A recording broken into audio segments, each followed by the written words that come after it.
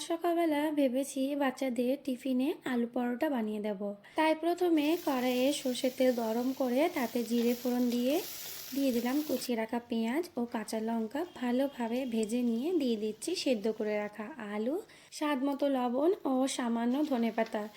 একদম সিম্পল ওয়েতে বানাচ্ছি। এবার ভালোভাবে নাড়াচাড়া করে কষিয়ে নিয়ে পুরটা ঠান্ডা করতে দেব।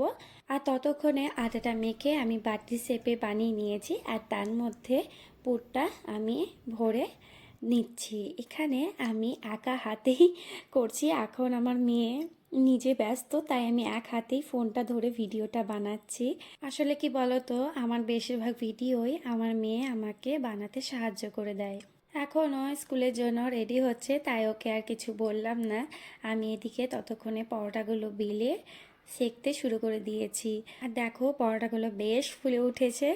আর এইভাবে এক এক করে আমি পরোটাগুলো সেঁকে উঠিয়ে নিলাম আর টিফিন প্যাক করলাম। মেয়েকে দিলাম মিষ্টির সঙ্গে আর ছেলেকে দিলাম আচারের সঙ্গে, আর আমি নিলাম আচার ও মিষ্টি দইয়ের সঙ্গে, যেটা আমার ভীষণ পছন্দের।